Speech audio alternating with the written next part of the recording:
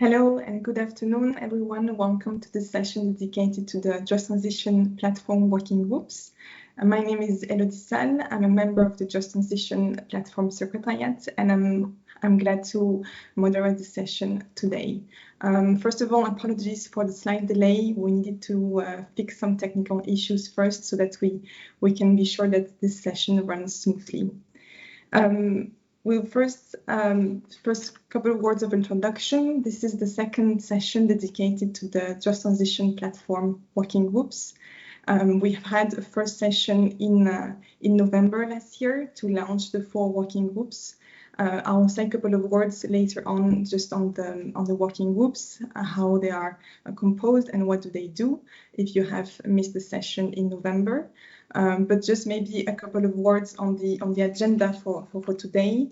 So as I said, this is the second session. Today will be dedicated to update you and present you on the work that has been done by the working group members since last November. They have been working hard on defining the scope of their activities. So there are 4 working groups, one dedicated to the stakeholder involvement, which is called Horizontal Stakeholder Strategy Working Group, and 3 others are dedicated to sectorial carbon-intensive regions, one on chemicals, one on steel, and one on cement. Echoing what Marc Lemaitre said earlier today, Just Transition is the involvement of all, and this is what the working groups have been trying to do and what will also continue doing in their work. As you can see in the agenda, we will start with a presentation on regional industrial transitions to climate neutrality by the OECD. And then we'll jump right into the working group activities with working group members, but also members of the Secretariat to update you on the work of the working groups. We will then have a short Q&A session, so please do not hesitate to put the questions that you may have on the chat or any comments you have on the working groups and on the session. And then we will have a short closing of the session on the next steps and what will be the outlook of the rest of the year regarding the work of the working groups. So now I would like to invite the first speaker on with me. We'll have a pleasure to invite Andres, is a senior economist. He's head of the Economics and Regional Outlook Unit, part of the Center for Entrepreneurship, SMEs, Regions and Cities at the OECD. So Andres, remember we invited you also during the last session in November, and now is also the opportunity for us to have an update on what you've been doing also with colleagues from the OECD, and which is also particularly relevant to the work of the working groups. So please, Andres, I give the floor. Thank you. I'm heading the Environmental Economics and Regional Outlook Unit. And of course, climate neutrality is an important environmental issue. I'm very proud to have done this work heading a team of very dedicated and talented analysts. They appear on this first slide. So as I move to the second slide, you can appreciate the project has 4 objectives. We have dedicated 1 working paper to each. In the first working paper, we define the manufacturing sectors facing the biggest transformation challenges on the way to climate neutrality, and we describe the transformations they require. The biggest transformations are concentrated in a few key sectors. In the second working paper, we identify the regions most vulnerable to these transformations, regions with high employment shares in key sectors and high emissions per capita in key sectors are likely to face the largest transformation challenges. Many are in Central or Eastern Europe. Thirdly, we identify conditions for access to infrastructure manufacturing requires on the way to climate neutrality. This includes access to hydrogen, carbon capture and storage, and zero carbon freight. Fourthly, we identify socio-economic characteristics in the regions that are most vulnerable to these transitions. We find that these characteristics often heighten their vulnerability and require policy attention. In my presentation today, I will briefly touch upon the first 3 working papers and focus more on the 4th. I will only be showing example results because our working papers have a great number of results. So as I move to the 3rd slide, the key sectors we have considered, no surprise, you can appreciate them here: coke and refined petroleum, cement, basic chemicals, steel, and paper and pulp. The production of refined oil products is likely to face the biggest relative employment loss, simply because we will have to do largely without oil products. Cement is most dependent on carbon capture and storage. Chemicals and steel can do without carbon capture and storage. This then, however, reinforces the need to transform production processes fundamentally. So as I move to the 4th slide, you can see on this map how employment in these key sectors is distributed across EU 27 NUTS2 regions. However, most countries do not supply regional employment numbers with sufficient sectoral detail to distinguish these pinpointed key sectors that I mentioned in the previous slide. So, for example, employment in the production of cement is included on non-metallic minerals. So to identify the regions most vulnerable to the transition to climate neutrality in manufacturing, we use employment shares in the key sectors and emissions per capita. This map shows this for the example of basic metals, which includes the production of steel. Emissions here refer to installations of steel and aluminium businesses. They're most emissions intensive within basic metals. So high emissions per capita indicate which regions are more exposed to emissions intensive manufacturing. Workers are likely to be most affected, whether we're closely to such installations. And regions hosting these installations with high emissions are also likely to face the biggest stranded asset risks. So regions in dark purple, such as in northern Sweden or northern Finland, have the highest employment shares in basic metals and the highest emissions per capita in steel and aluminium.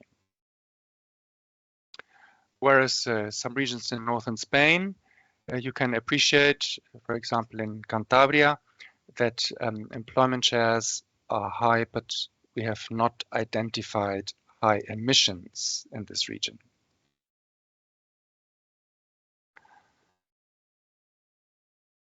So as we move to the following slide, you can appreciate that the production of petrochemicals, these are the chemicals produced on the basis of fossil fuels, steel and cement, is spread out across Europe, and especially spread out, a little concentrated in the case of cement production.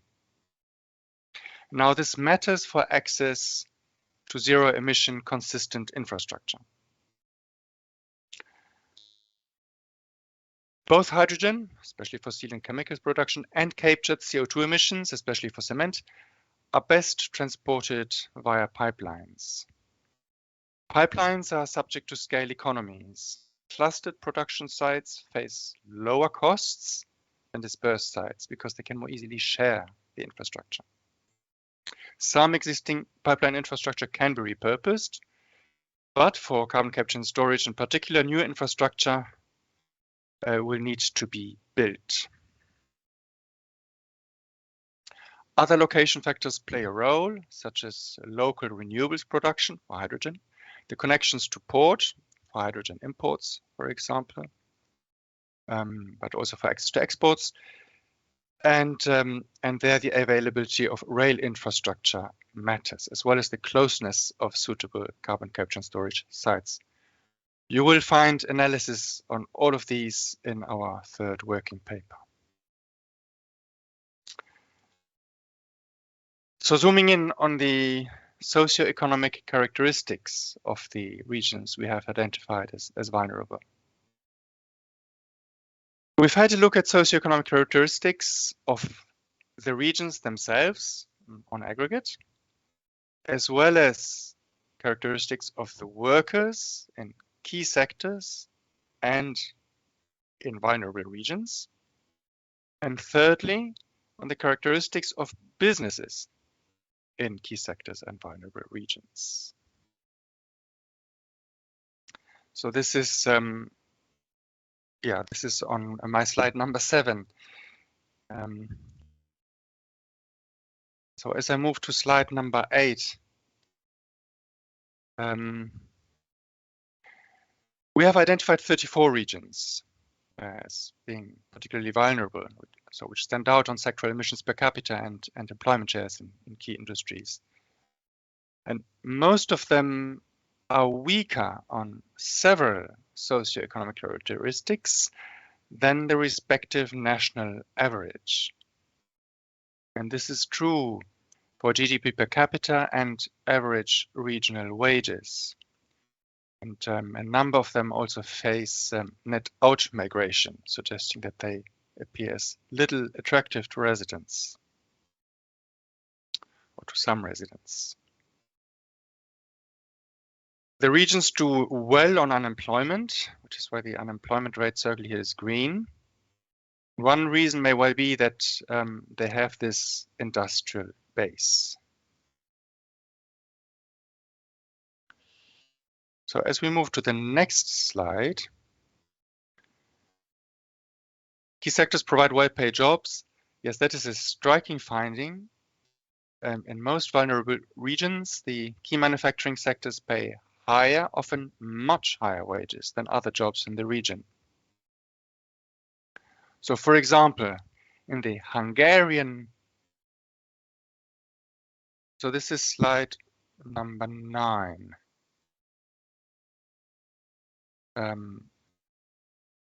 Is showing key sectors providing well-paid jobs.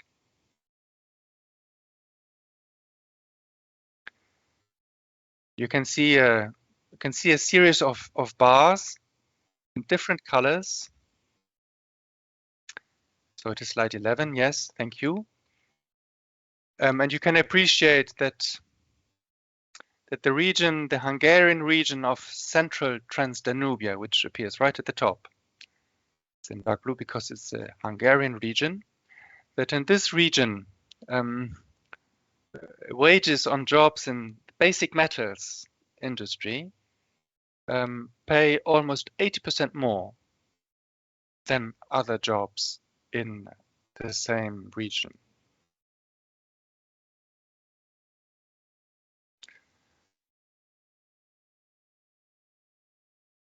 Yeah, so as I move to the following slide,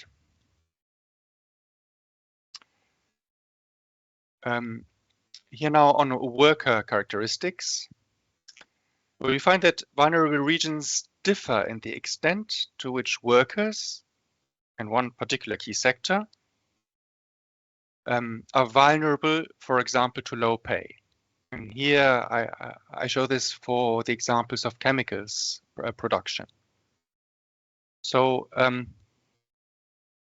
you can appreciate that in the German region of Sachsen-Anhalt, almost 40% of workers in the manufacture of chemicals are on wages below the national median, whereas in Western Netherlands, this is close to 20%. We've had a look at many other characteristics of workers, education, occupations, their coverage with collective bargaining that influence their vulnerability.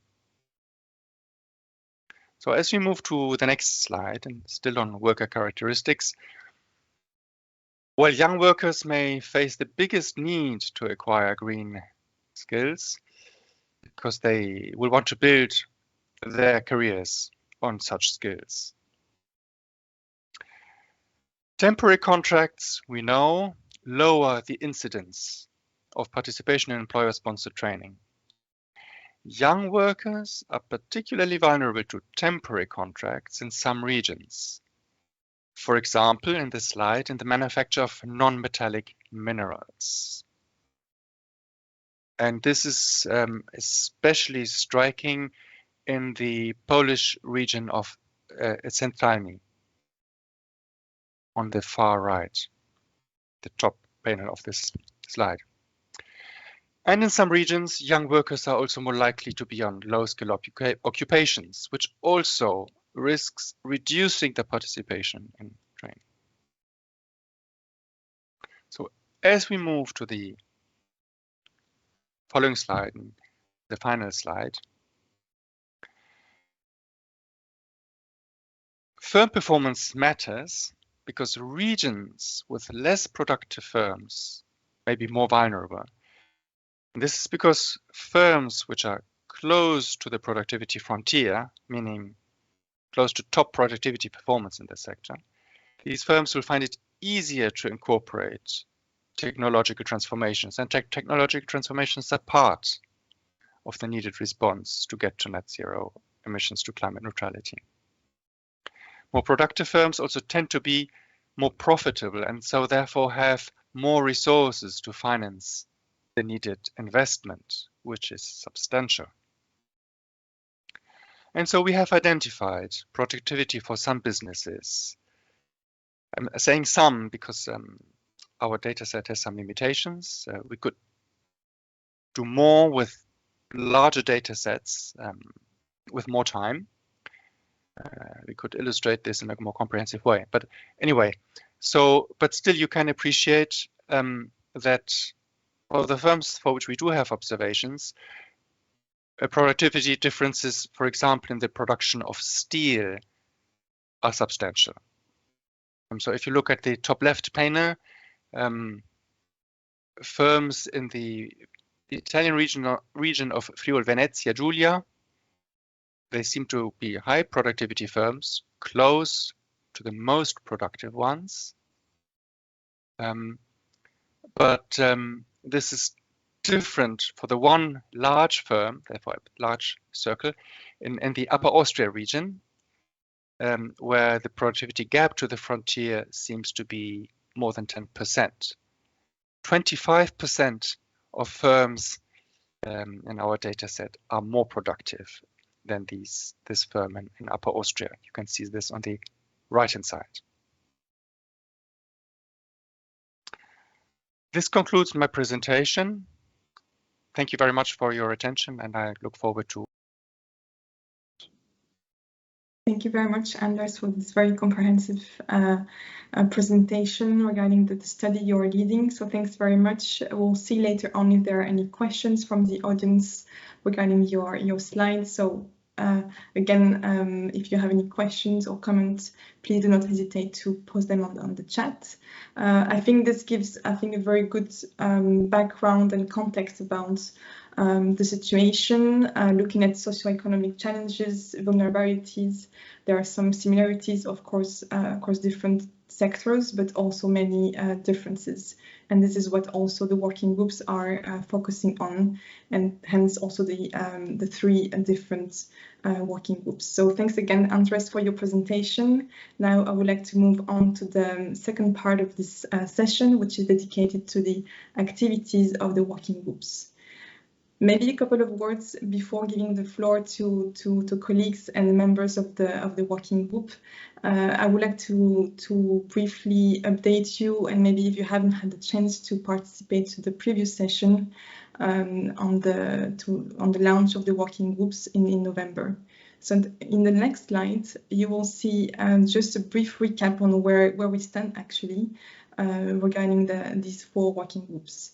So after a call for interest, members were selected, and you can see on the top left of the slide the number of members that there are in the different 4 working groups. So it ranges from 8 to 20 core members. The way that we had organized this is that we have a group of people, core members, what we call also first circle members, who are active members, and they actively participate to the work of the activities of the working groups.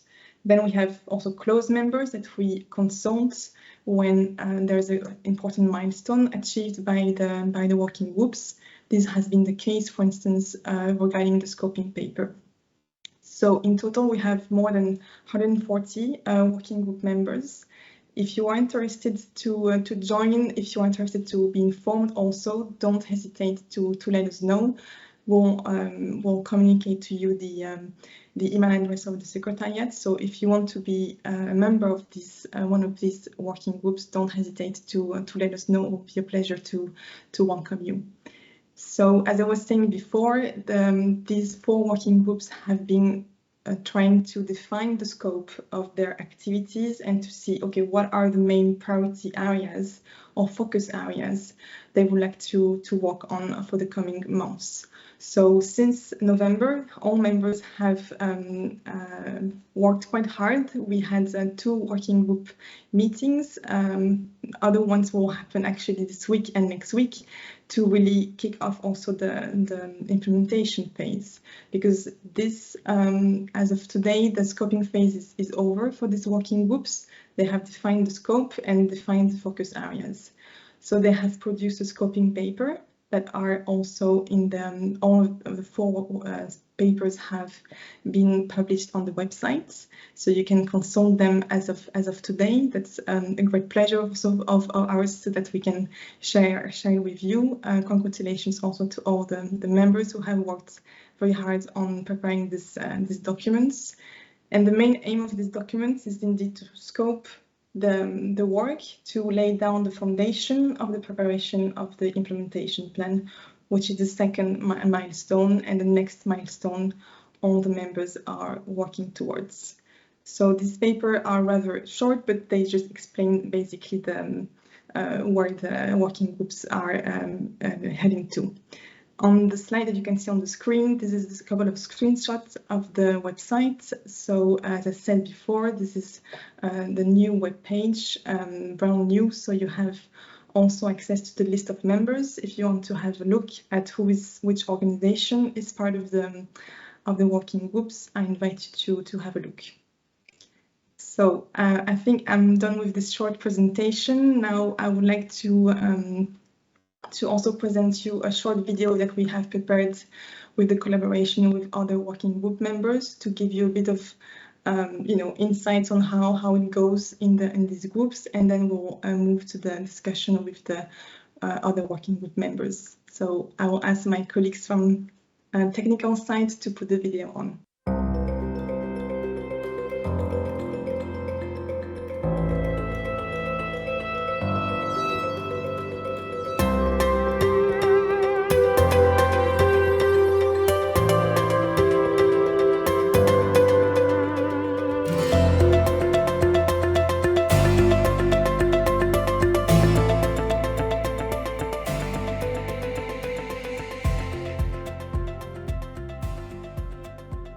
I am Riccardo Nigro. I work for the European Environmental Bureau and I'm part of the Steel Working Group. I lead the part on environmental sustainability of the steel sector. Our group decided to include in our paper a specific part on this issue in order to guarantee to the steel sector a future in line with the highest environmental and quality of life standards. I feel that together the group is producing a good text taking into account the challenges and the opportunities linked to the green transition. I'm Sonia Silva, and I represent the European Federation of Building and Woodworkers in the Salmon Working Group. I hope to exchange and develop solutions to ensure the transition happens in a fair way, leaving no one behind, because the carbon neutrality will pose challenges for employment, adjustment, and training in our industry. We must harness the employment and social potential of this transition. For this reason, all relevant stakeholders must be involved in the process, because there will be no transition if it's not a just transition. I am Mirosław Biler, Professor of Chemistry at Wrocław Life Science University. I am a member of the Chemicals Working Group. I was motivated to join the group because I am part of the Just Transition Strategy team for the Wałbrzych sub-region. I also co-initiated the Lower Silesian Hydrogen Volley, which we hope will become a key player for the transformation of our industry. In recent months, I have been editing sections of the scoping paper for our group on enhancing industrial networks for the transition and supporting innovation at the infrastructure level. I would describe my experience in the Chemicals Working Group as really rewarding and inspiring. My name is Adina Vinzan. I represent Valea Jiului Society in the Horizontal Stakeholder Strategy Working Group. In the section of our scoping paper on hard-to-reach stakeholders, we also propose tools to involve citizens who are not part of a specific group. We strongly believe that the involvement of all citizens is crucial for the just transition. I am extremely happy that we, from a small European town, have this opportunity to get involved in the development of our region and support other areas that experience similar challenges.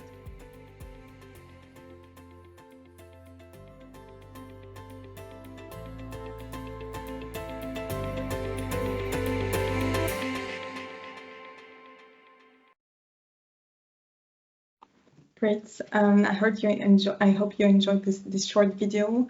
Now we'll move to the presentation of the scoping papers by a duo every time. So a member of the Just Transition Secretariat and also a member of the working group. So I see now on the screen there's Chiara and Katie. So Chiara Savina is from the JTP Secretariat, following the Horizontal Stakeholder Strategy Working Group since the beginning, and Katie Treadwell, welcome. You're also a member of the working group on this horizontal stakeholder strategy working group, and you are representing WWF. Yeah, thank you very much, Elodie. And indeed, if we look at the slides, indeed, I'm very glad now to introduce the work done so far by the working group on horizontal stakeholder strategy and its 20 core members, and in particular the scoping paper that they have drafted, and that then went also for consultation with the second circle of members of the working group. In the document, the working group members identified a number of key challenges regarding stakeholder engagement in the just transition process. So the main ones are indeed presented also in the slide, and they concern, first of all, the role and the level of engagement of social partners and civil society in the development of the territorial just transition plan, which is currently deemed not sufficient in many countries and regions. Secondly, also the perception of decarbonization process, which is still seen as a threat in many regions rather than an opportunity. And this is also due to the fact that there is still much disinformation and misinformation related to the transition process. Therefore, the working group identified a clear and urgent need to increase the level of stakeholder involvement and engagement and enhance also its effectiveness. So based on these challenges that the working group identified, they also outlined 7 different focus areas, which lay down indeed, as said before, the foundation for then the development of the actions, which will be contained in the future implementation plan of the working group. The focus area identifiers are grouped in 2 different categories. The first categories concern horizontal focus area, which are really cross-cutting. And these are communicating and raising awareness around just transition, stakeholder identification and stakeholder involvement, so measuring, monitoring and impacts, knowledge exchanges across the EU on just transition lessons learned. The second category of focus area are addressing specific stakeholder groups. These are engaging the hard-to-reach and vulnerable groups, supporting capacity building of stakeholders, engaging social economy, research, and private sector in the planning and implementation process, and then last but not least, strengthening the social dialogue. Now I'm very happy to give the floor to Katie, who's one of the members of the working group, who's going to zoom in and present one of these horizontal focus area, communicating and raising awareness around just transition, on which indeed she worked on together with other members of the working groups. So, Katie. Thank you very much. I think first of all of the different focus areas of action that we have identified are important, and they all respond to the challenges, as Chiara said, for engaging stakeholders. And that's obviously very important from the point of view of procedural justice, but also because without that, you're not going to have justice overall. So I think I'll focus, as you can see on the screen, on the communicating and raising awareness around the just transition, which is the first point there, but that obviously links to all of the others. As Chiara said, this is an important area because we know there is a lot of misinformation and disinformation about the transition to climate neutrality. And this is also true for the just transition as a whole and its processes. And this can impact people's willingness to engage with the transition. It can drive up resistance to it, and that overall can then threaten the success of the transition itself. And this resistance obviously arises from people being afraid about the transition and what it means, the threat to their livelihoods, and also perhaps cultural heritage. And it's also down a lot of the time due to a lack of visibility about the transition and the need to transition, as well as the fact that the transition is inevitable. So all of this needs to be communicated alongside the opportunities for transition. And so by doing that and communicating as well that not transitioning will also have negative impacts and create missed opportunities, we know that not transitioning will hurt people a lot more in the long term. That needs to be communicated, even the midterm. And so that way we can boost people's support for the transition and help them engage with it. And finally, if they don't know how to engage, then of course they won't engage either. So as I said, this is crucial to actually making the transition just, because if you don't have the most vulnerable groups who have the least awareness most of the time to engage, that you won't have them engaging and the transition overall won't be just. So what have we actually identified? Well, we have looked at a rough overview of what needs to be communicated. One of the actions could be to expand that.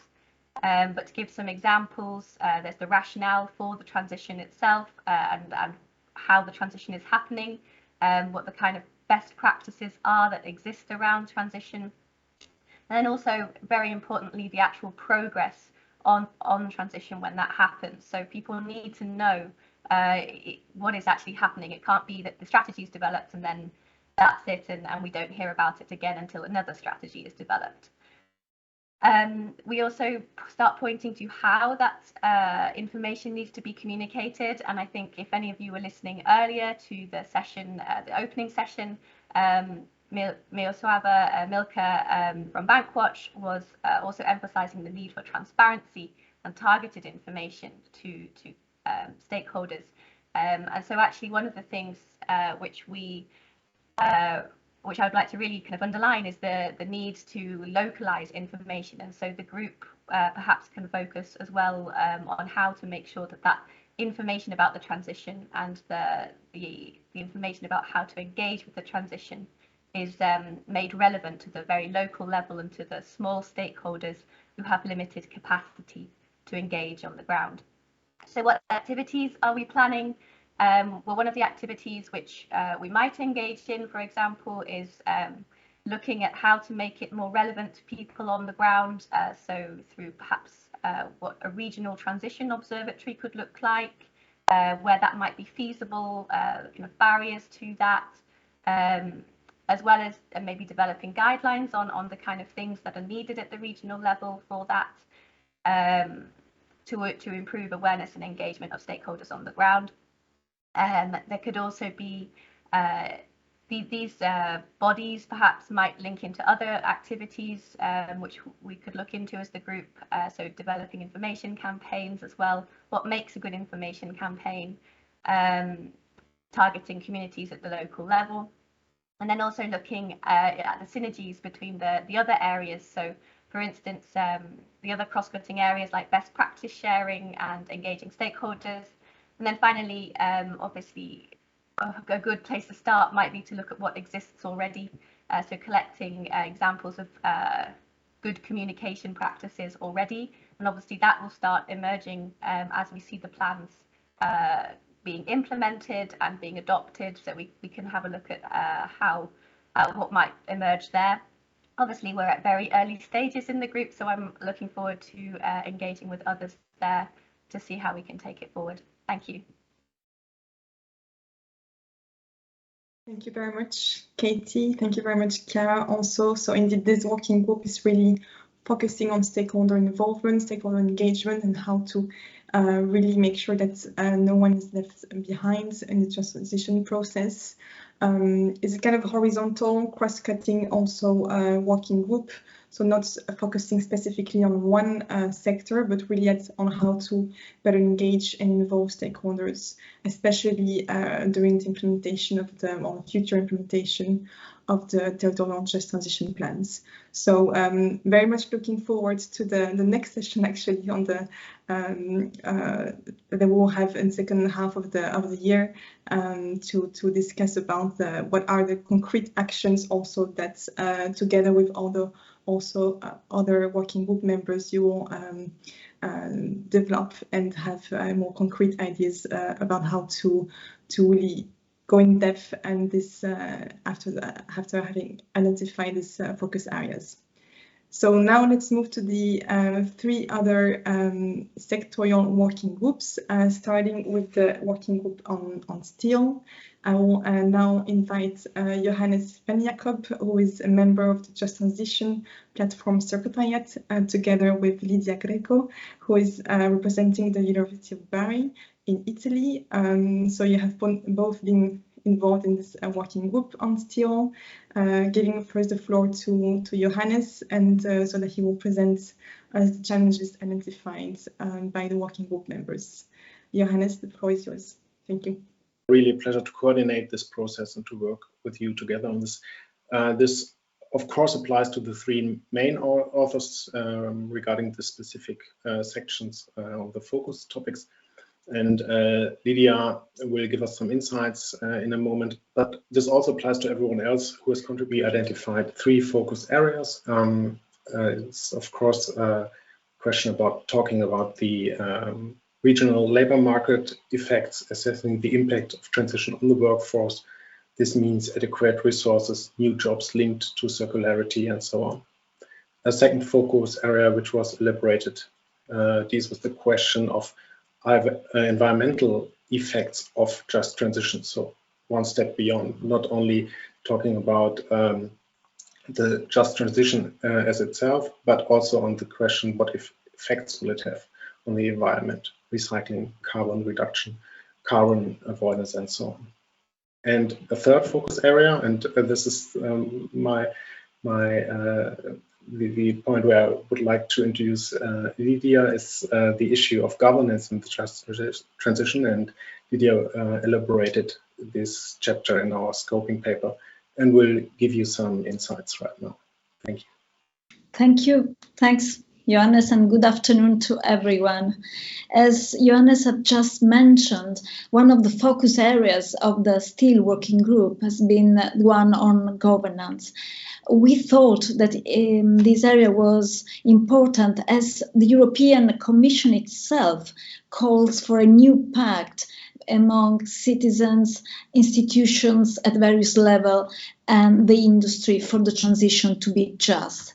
Specifically, as we know, member states are called to draft territorial plans together with local authorities and in dialogue with the civil society and relevant stakeholders. So this call, therefore, points to the request that the transition is not left to spontaneous dynamics, but it somehow needs to be governed for it to be just and inclusive. Specifically, by focusing on the governance of the steel industry, we believe that 2 main challenges arise. The first one concerns the promotion of collaborative decision making. This is a challenge. Why? Because as we know, regions, municipalities have different roles, and sometimes we know that, for instance, some steel localities are fall, let's say, in different administrative areas. Though this might lead to separation and to a lack of effective coordination. So this is the first challenge. The second one is how to concretely manage the steel transition according to just principles. So this is one aspect is as the colleague was saying previously, what are the relevant actors that should be involved. But we were also thinking about the administrative capacity of planning and carrying out transition plans in steel localities. We thought about the quality and the motivation of the personnel, but also the actual number of people that are destined to transition to territorial and transition plans. So in our opinion, the implementation phase should promote collaborative decision-making, long-term planning with clear measures, timing, and accountability procedures. And it should also strive to embed the just transition principles in all the phases of the administrative process. So the decision-making, the planning, the implementation, but also the evaluation concerning the steel industry. So to conclude, we believe that the governance issue in the steel industry deserves great attention because it allows to appreciate the views of the different actors, so the steel industry, the communities, the workers, the municipalities, but also the different fields involved in the transition. So it's the technical aspect of making clean steel, but also the economic reconversion of these areas and the social transformation. And as Johannes was saying, this big area of the employment question, work, training, and skills related to the industry. Thank you very much. Thank you very much, Lydia and Johannes. So you can see, I think this is a good illustration of the synergies between the different working groups. So indeed, governance, it's a very important issue that is, I think, covered by all the working groups. But as Lydia was explaining, it's worthwhile to dedicate specific, to focus specifically on that, especially in the steel sector. So thank you very much, Lydia and Johannes, for this very clear and comprehensive overview. I would now like to invite two other speakers, moving to the second sectorial working group. So Katja Witte from the Just Transition Platform Secretariat. Hi, good afternoon, Katja. And Morten Blaker from the Ministry of Climate, Energy and Utilities from Denmark. I hope, Morten, you can see us correctly. I don't see you on the screen, but I hope everything is all right.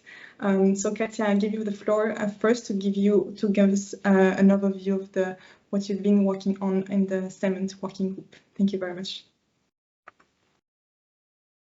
First of all, I would also like to thank all the members of the working group for their contributions. It has been pleasant and fruitful work so far.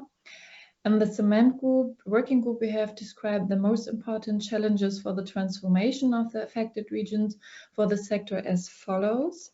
As Andres' presentation made clear, the process-related CO2 emissions from the cement production can only be avoided through industrial carbon capture and storage, CCS, and carbon capture and utilization. And this results in a significant need for infrastructure for the development of CCUS, and as many cement plants are located in rural areas and CCUS infrastructure does not yet exist there. So these new production processes for the cement industry require new skills in the workforce. That means sustained action is needed to avoid shortages of needed skills and to address mismatches at the regional and national levels. And here regions of Europe must not be played off against each other. That's also an important point, I think. And another aspect that the working group has brought in is that at the regional level, effective partnerships between training institutions, companies, as already said before, social partners, sectoral actors, university and civil society are needed to address the issue of upskilling and retraining the workforce. And Morten will report in more detail on one possible design of such a partnership in a moment. But last but not least, increasing public acceptance for the necessary transformation measures, such as the implementation of large infrastructure projects, is also important. And this includes not only the issue of acceptance for the transport and storage of CO2, but also the construction of other central infrastructure, for examples for the generation of renewable energy, such as wind turbines and high voltage power lines.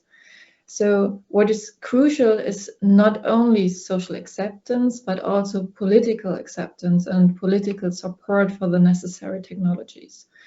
And addressing these challenges is not trivial, I think, but the working group has developed 3 focus areas for the decarbonization of the cement industry, from which actions for implementation will then emerge. And firstly, the concrete effects of the transition on the labor force must be evaluated and presented more in detail. That means we need a quite qualified databases here, and this is crucial also in order to be able to derive concrete needs for action for the aforementioned challenges of new work and processes for the region.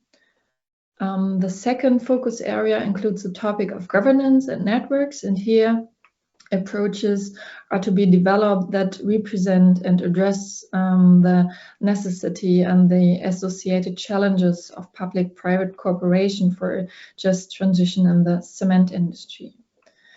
And the focus area on the possible impacts of transformation of the cement sector on the regional attractiveness and identity of the region is to be worked on as a third topic area.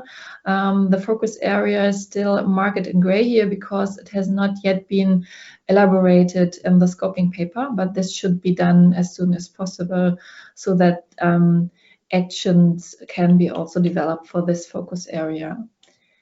Yes, and I think with these words, I now hand over to Morten, who will explain the focus area 2 in more detail as an example.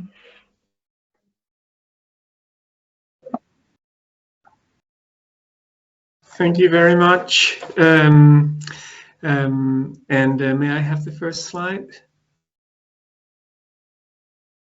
Well, I'll just start. Fossil CO2 emissions from cement production in EU is, of course, a significant problem. It amounted to around 94 million ton in 2021, which is actually significantly down from 2020 when it was 110 million ton. And hopefully that is not only due to carbon leakage. Poland and Denmark, and it is Denmark that I represent, are hosting EU's 2 largest cement factories by far. The Danish cement factory is called Aalborg Portland and is owned by Cementir Holding, which owns and operates cement factories on 5 continents. And the Danish cement factory, Aalborg Portland, has been emitting 2.4 million ton of CO2 annually for several years. And in fact, this single cement factory emits almost 20% of Denmark's national emissions from industry and energy sectors, including oil and gas exploration. So it is a significant contribution to national emissions. And with the possibly upcoming introduction of a national CO2 tax on cement and the slow cancelling of free carbon credits, this plant and all the economic benefits that it brings to the region where it's located is obviously at risk. The plant is located in northern Jutland, which is the region which also for other reasons may suffer most under the green transition, which of course requires for us to be smart about making that a just transition. The very definition of greenwashing and carbon leakage would be to close this plant and just rely on import of cement from countries like Turkey or Morocco, where cementiers are also able to shift their production to. But for the Danish government and for the Prime Minister in particular, it's of the utmost priority to enabling a responsible path for industries like Aalborg Portland. And we really have to take responsibility for our production of goods that we rely upon ourselves. So in support of the previous presentations, Denmark's vision actually for dealing with this issue is to promote and develop a completely new infrastructure, what we call the CCUS infrastructure, the carbon capture, usage and storage value chain.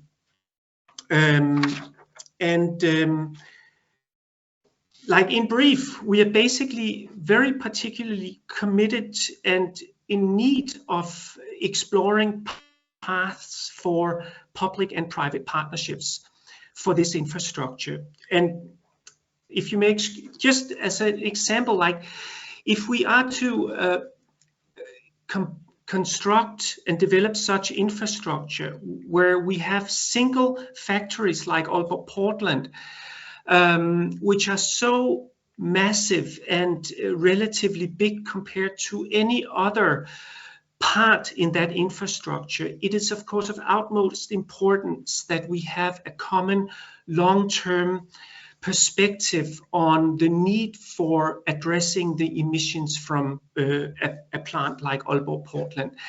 That plant's participation in this infrastructure is crucial to a proper capacity design of the infrastructure. So just to explain why we need this sort of public-private buy-in and commitment, common commitment to a vision like this. And what we believe is this is perhaps together with hydrogen, an addition to what we see as basic public open access infrastructures that supports various markets, in addition to what we already have for electricity, gas, water, and in some places district heating and cooling. We think this requires, planning for something like this requires system thinking and public-private partnerships. It's not the responsibility of any particular single operator, even no matter how big it is. It goes beyond the individual project or plant. And in particular, we would like to explore pathways for an open access CO2 pipeline infrastructure. And we already experience, like, while all new infrastructure kind of is met with some public hesitance, we believe that a pipeline infrastructure will be proven to provide much more positive coexistence between climate, nature, and people, as we are already seeing, and we would expect some growing public resistance to using trucks and ships for transporting CO2, which are the alternatives to a pipeline infrastructure. So just finally, and if I may have the last slide, I would like to just share a snapshot illustration depicting a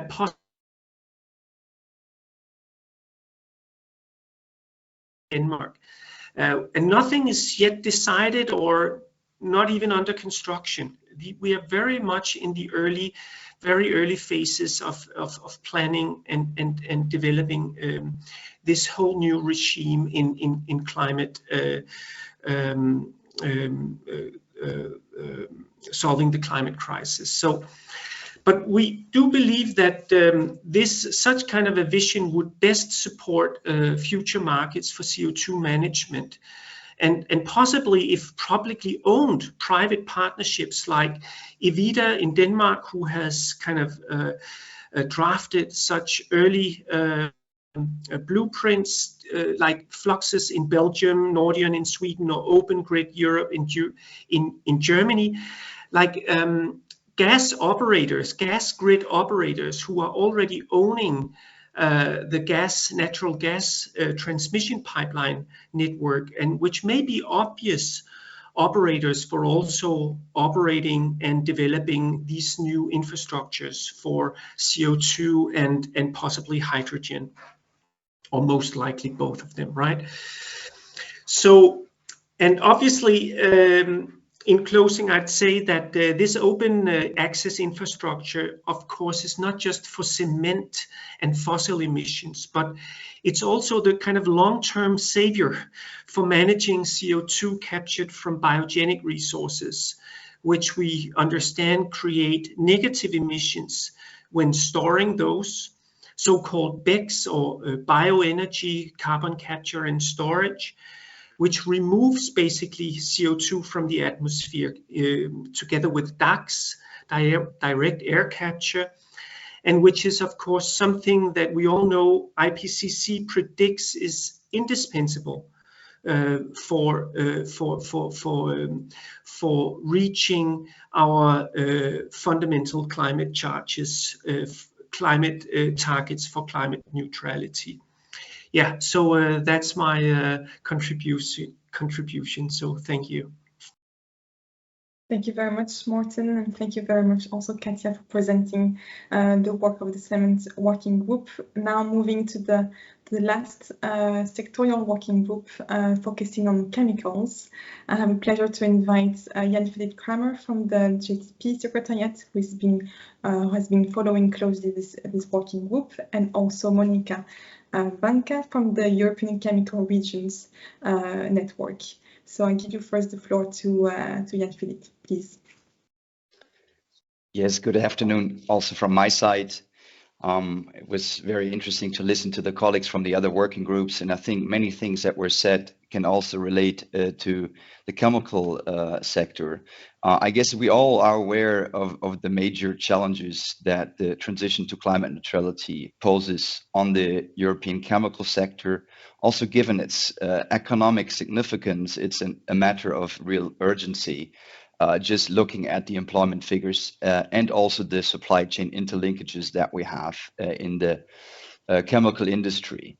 As you also know, it's a very energy intensive sector. It also is contributing a high share of the CO2 emissions of industry. A good 1/5 of the emissions in 2019 from industry came from the chemical sector.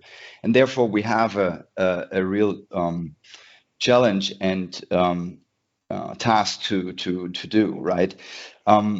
Given the current circumstances, I think it just underscores the importance of this shift from fossil fuels to other energy sources, but also the diversification that we need in the raw material use. And I don't need to go into more detail, but the sad geopolitical reality that we're facing right now just underlines this 2 points: the need to transition, but also the importance of the chemical sector in the whole value chain that then trickles down to other industry in the manufacturing sector and others. So in the work of the Chemical Working Group, we have discussed a number of key challenges. We have a 5-fold transformation, as we say, for the chemical sector, which outlines a few points that we already heard about, but also has some other features which we should not forget about, because we have a number of transitions, including the demographic change that we're facing in Europe, which is very well known, but it will also make a significant impact. It already does in many regions, which makes our employment base a challenge, especially when it comes to the workforce on the production sides. We have not spoken so much about the digital transition in this round, but I think it also needs to be mentioned in the whole process, because on the one hand, it gives us a lot of opportunities to be more efficient in certain processes. On the other hand, it also has both investment needs, it has employment and skills needs. So we have a number of aspects that are related to this when it comes to qualification, financing and funding, but also the lead times for the investments to be taken, given also that many investments in the sector are long term. Then we have, of course, a number of points that were already mentioned and that we also see under the main challenges that our great chemical working group elaborated on, which refer to the circular economy, which refer to other means that were already outlined in many presentations, whether there's a need for CCS and other aspects that we need to consider.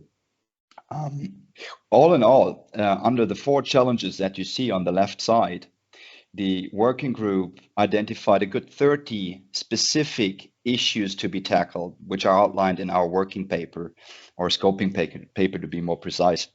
And I think this just gives you a flavor of the details that we're talking about. When we look at the focus areas, you see 5 key focus areas that were outlined. Also here we have a good 30 proposed actions that the working group members are considering to be a good step forward, both within the scope of the JTF regulation, but also some ideas for the future, which may be considered beyond this specific funding cycle. I think this is also worthwhile to think a bit ahead, because some things we may need to prepare beforehand.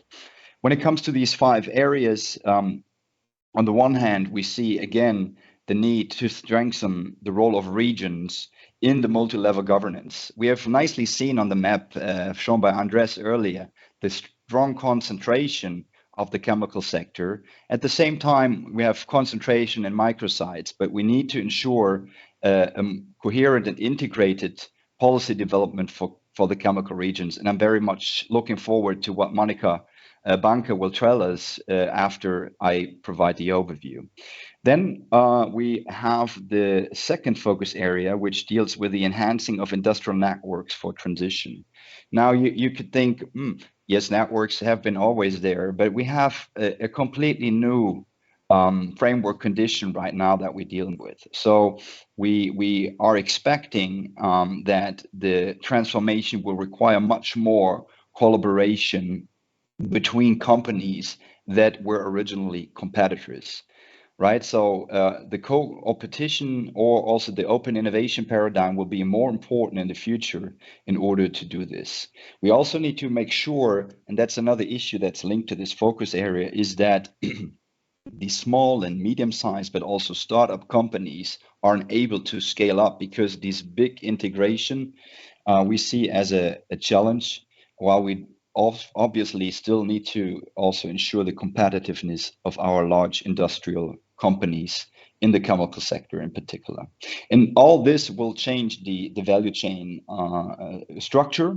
It has, of course, a global implication, because we are currently in a situation which also poses the risk of a reconfiguration and a disintegration of the chemical value chain, and we need to do all to prevent this.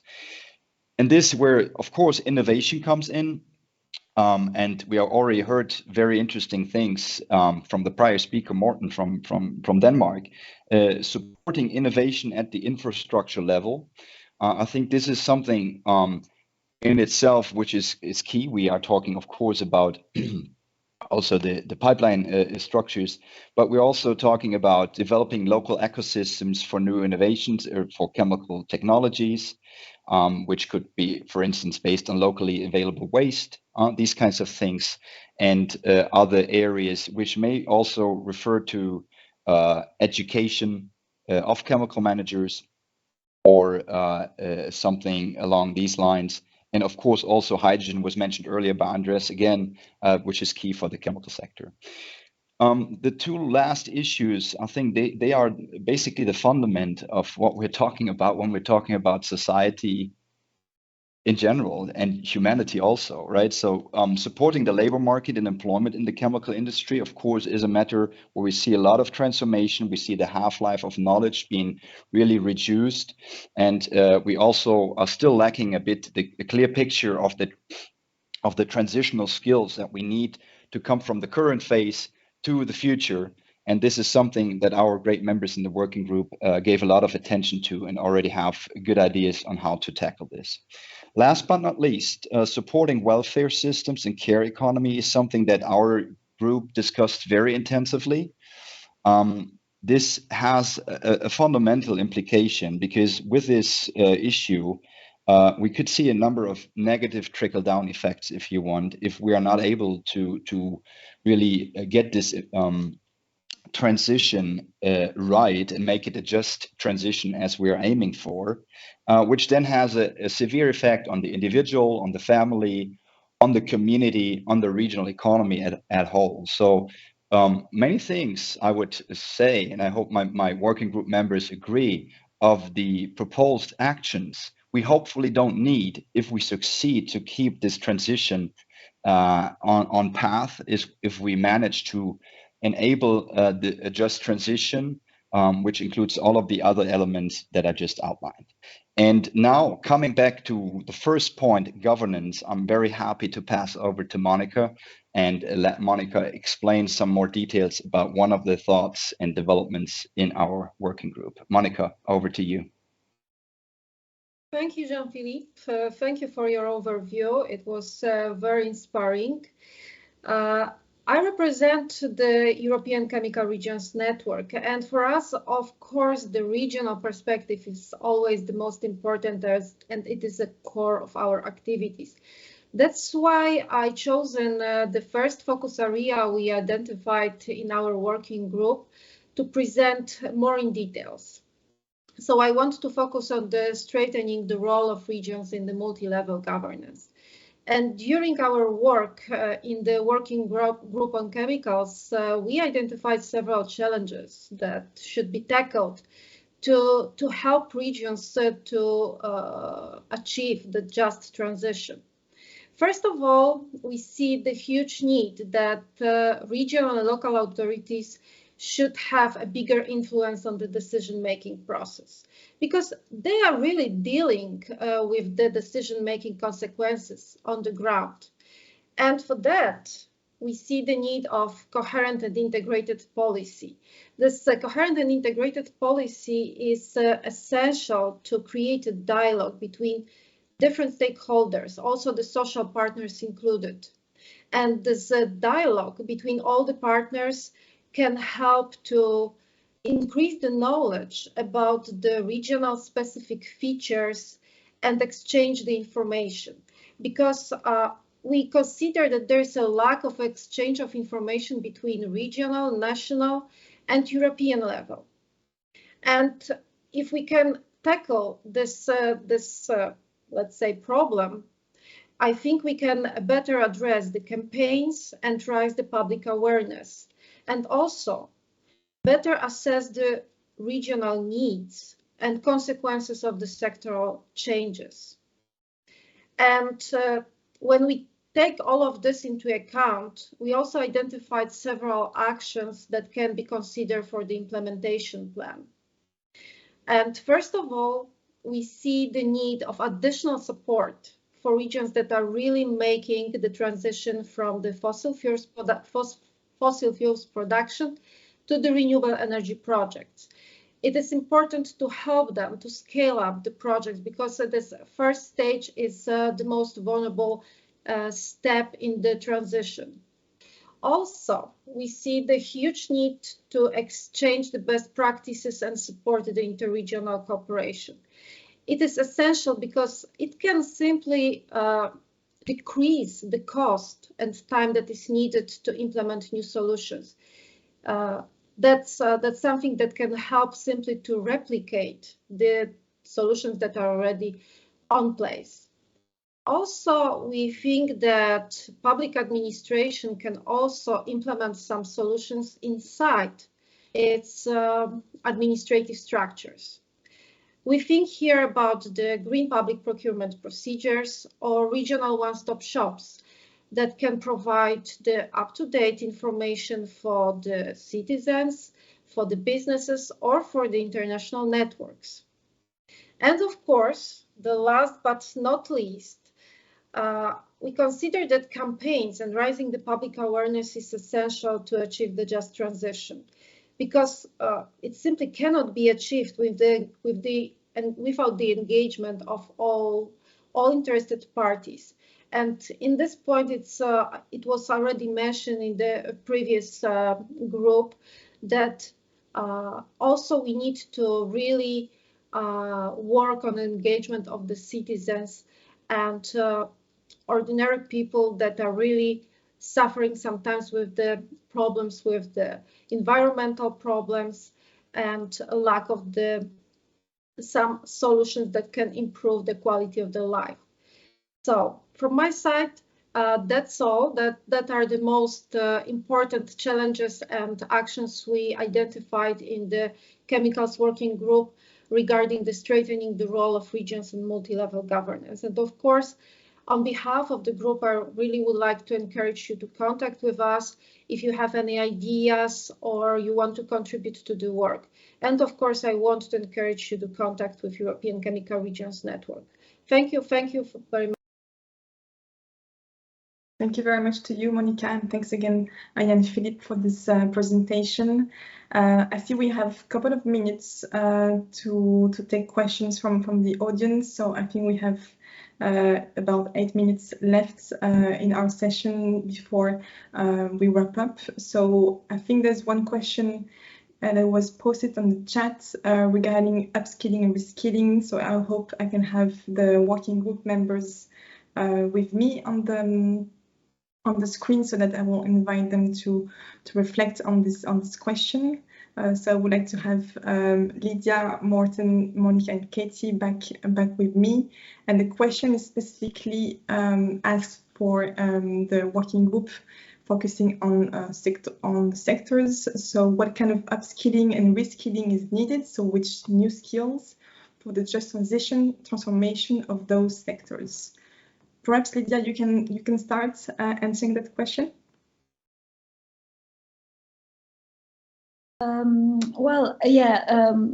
It's an important question, of course, and thanks for asking.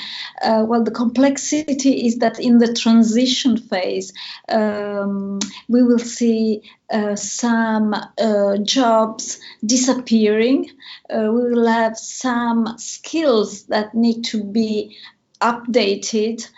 Some other people will change the way in which they work. I think about the steel and the shift from blast furnaces or integrated steel work towards the electrification and then the hydrogen step of the industry will raise important challenges in terms of skills.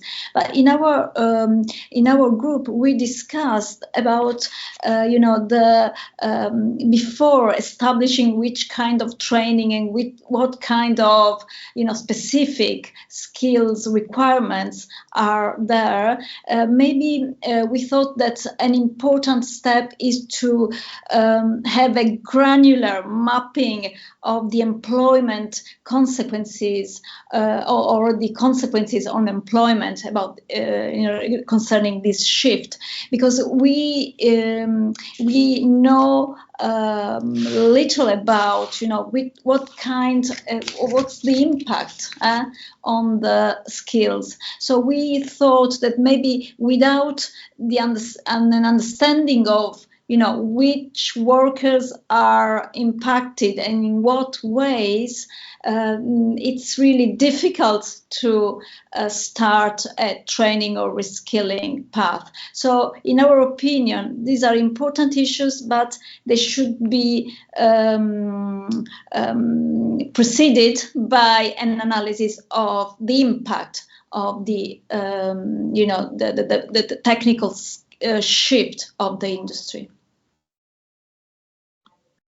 Thank you, Lydia.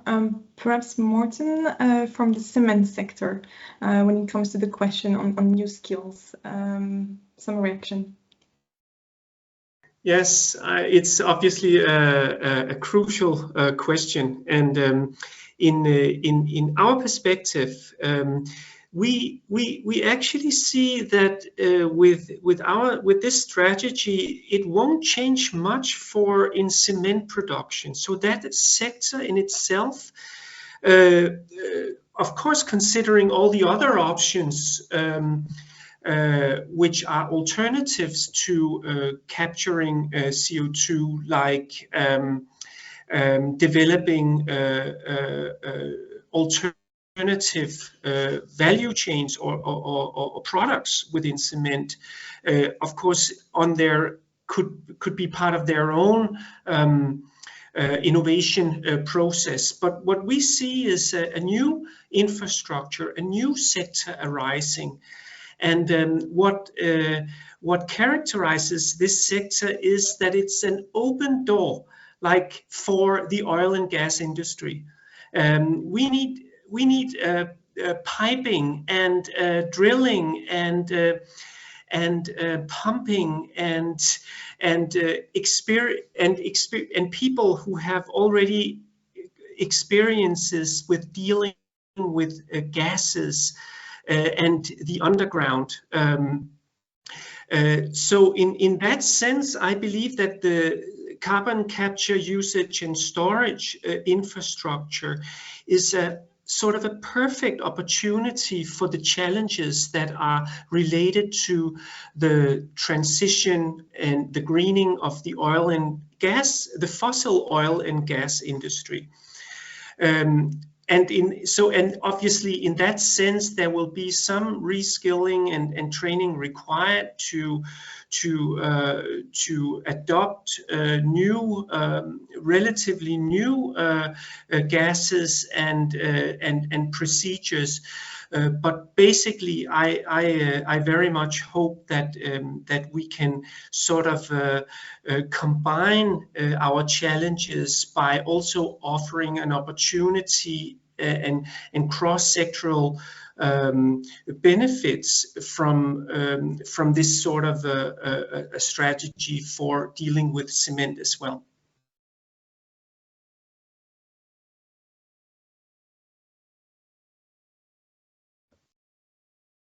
Working groups, there's one question on, do you see that many current workers will have to find new work outside their sectors, requiring more fundamental retraining? I don't know, maybe Monica, if you want to take this one from the chemical working group perspective. An ongoing discussion how to bridge the skills gap. And from our perspective, there are, let's say, three main issues. First of all, we observe that chemical sector is the sector when the innovations are really, really sophisticated and detailed. So it's essential to have very specific skills. So it can be considered that we can also need the workforce from other sectors that can help. And it is also very important because digitalization is one of the aspects that should be taken into account. So especially in this matter, we can consider bridging with some other sectors. And of course, something that is quite important for us, that's the continuity of reskilling and upskilling, because we cannot expect that suddenly we'll have the workforce that is skilled with new skills and with new experience. It should be a continuity that should be a constant work to improve the skills of industry operators. Thank you very much, Monica. I see it has a question also specifically addressed to you, so I take the advantage that you have the mic on. Just a question about what about green hydrogen and biomass as chemical resources instead of fossil resources? And yeah. A lot of competition for biomass resources from not only from industry, but also from industries. In the chemical sector, of course, also in paper and pulp, also for the purposes of electricity generation in the context of BECCS, as Morten Black explained, and the demands may well be too large. So it will be important to be clear about what priority uses are. And to work out competition in such a way that these resources are directed to priority use. And so in chemicals, the move to hydrogen becomes more important. But one can say the same thing about hydrogen itself. And we know that in the production of hydrogen, there's an efficiency loss in the transformation process. So whenever possible, it may often be better to use renewable electricity directly rather than hydrogen produced on the basis of renewable electricity. And then again, there are priority uses where this is not possible, and industrial uses where high temperatures are required or where we need hydrogen as a feedstock, such as in the chemicals, there should be a priority for hydrogen use. Thank you very much, Andres. There's a question from the audience asking what benefits have you experienced to date from the exchanges in this working group, so the horizontal one specifically. When we start identifying the next implementation actions. So I mean, obviously there is a point here that, you know, in some ways maybe we should have had these groups a long time ago, because we have just gone through, well, the regions have just gone through the planning processes, and obviously it's essential to get people involved from the very start. So I'm hopeful that what we can do as a group will be a lot more relevant for the longer term as well. So not just specifically working on sort of the Just Transition Plan process and the Just Transition Plan implementation, but something maybe a little bit more far-reaching, so things that can last in the longer term. I think it would be useful to have sort of longer-term structures in place to enhance stakeholder engagement in Just Transition going forward for longer periods of time. So again, that monitoring of how of justice and the transition is going to be something that goes on right the way through to when we reach climate neutrality, which is not just until 2027, but beyond, and making sure that's something that's actually just. So I think that's something which I'm hoping we'll get out of it. But after all, I have to say the group's very diverse. I think there is a big value in exchanging and learning from other people about their experiences and about you know, their perspectives as well, what they hear. So yeah, overall, I can't point to specific benefits as such yet, other than that kind of learning, and hopefully the paper will be interesting for you. But the big benefits, I think, are going to be coming once the implementation starts over the next, I guess, Elodie, it's meant to kind of kick off from October, is that right? Yes, absolutely. So now all the working groups, now that the scoping phase is complete, and the working groups will reconvene in the working group meetings, actually starting this week, Friday, and continuing next week, Monday, to see, okay, how to operationalize this the scoping papers and all the kind of focus areas which were defined, and then how to see what can be done more concretely speaking. I think I would like to take one last question. I think we have four last minutes, but one important one, I think, on on the findings, one participant said that the findings are somewhat predictable, but was there anything surprising or unexpected that came out of the discussions that you may want to share at the moment? So I don't know if Katie, you want to reply to this one, or maybe another working group member. I'm happy if anybody wants to jump in, but I think surprising, you're right, it's fairly obvious, you know, we need to get people more involved in the planning process, and we know there are problems. So again, it isn't surprising. We've been talking about this, especially as civil society, for the last 4 or 5 years since the platform has been operating, originally the COAL platform. But I think maybe to be a bit cheesy, but I guess everybody is facing the same problems. I think I was surprised by the level of participation in the horizontal stakeholder group from quite a diverse collection of interests.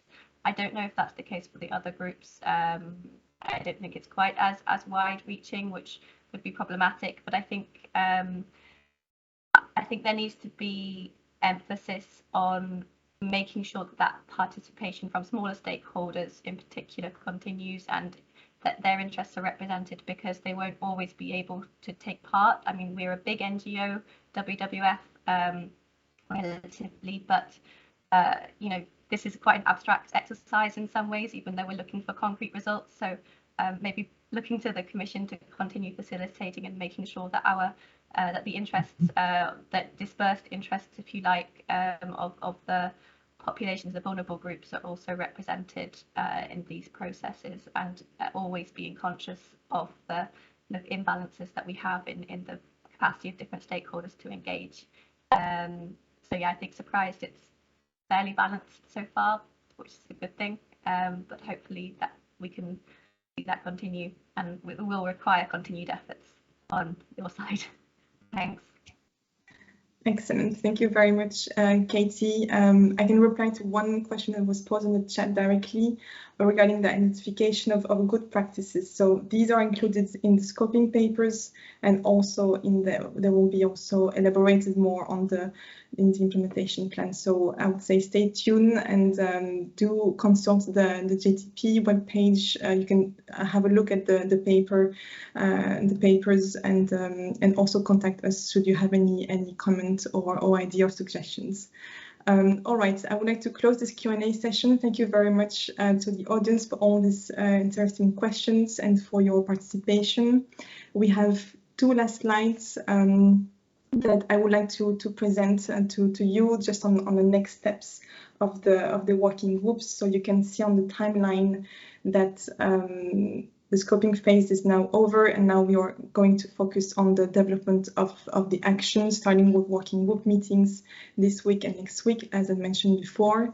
And then we are all the working groups will focus towards the preparation of draft implementation plan that we hope to have ready in autumn, so that we can also start the implementation phase and in the action. So again, stay tuned on the website. We have also a newsletter that you can subscribe to, and you'll have more information next time during the next JTP event. Now, for the next slide, just a kind reminder, if you are interested in joining one of the groups, you are more than welcome to do so by contacting us, so the Secretariat, and we'll be happy to respond to you. Again, if there's any question, don't hesitate, consult the JTP website. You have also the opportunity to subscribe to the newsletter. So with that, I would like to thank you, to wish you also a good rest of the week. Don't forget that we have very interesting sessions, starting maybe with multi-level governance tomorrow, with the Committee of the Regions and the Youth Panel on Thursday. So this is quite, I think, exciting topics to be discussing during these days. So thank you very much. Thank you to all the speakers for your participation also and engagement, and thank you to the audience and the colleagues from the Secretariat. Thank you very much.